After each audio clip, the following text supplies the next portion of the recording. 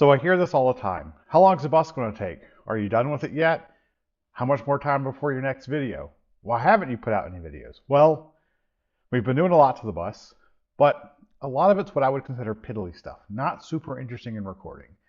I am recording it, might do some time lapses here and there, but let's go ahead and talk about what we've done and why it doesn't look like there's much progress, when in reality, we've put a lot of money and time into it so far.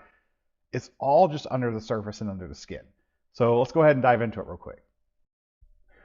One of the first things that we knocked out, a project I don't really wish on anybody, this toll window right here. I know it doesn't look like much, but it goes up and down now. That's super exciting.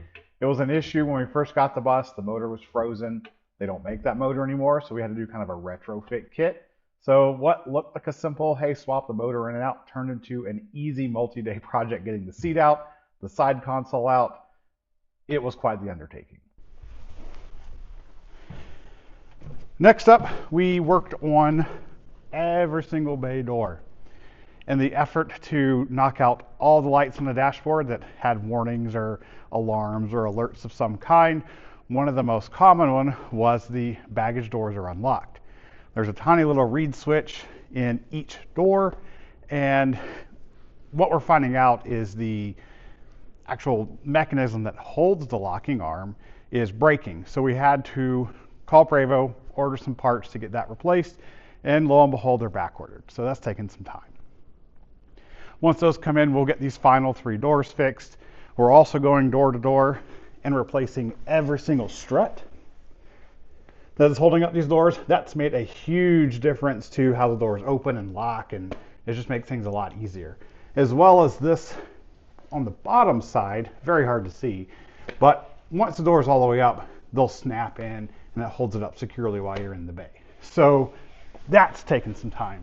Getting all those parts in, a lot of things have been slow coming from Canada or all around the US. One of the longest parts was if there's a fluid, we're going to change it. Also, we had to send off the ECU. Last time we talked, I pointed at the TCU, the transmission control unit, but we had to send off the ECU on the Detroit down here. It had a bad battery, very common problem on these guys.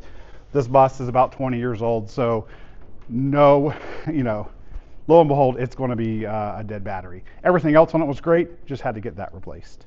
One of the last things on our list before you get to the interior, if you notice, the washing fluid, the window washer fluid, it's missing.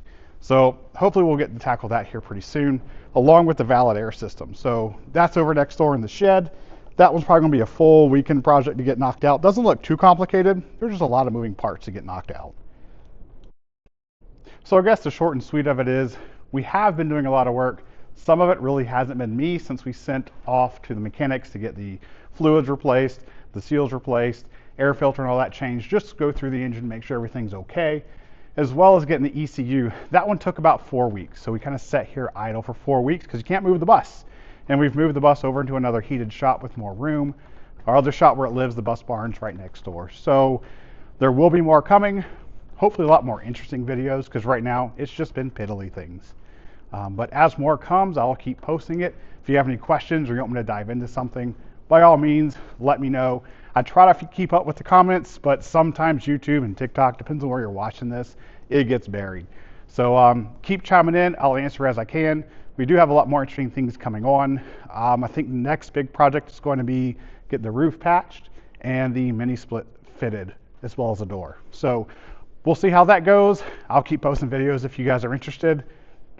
I'll post them anyway if you like it or not. It's just a kind of a way for me to keep track of what's going on. Well, thanks guys for hanging around. I'll see you on the next one.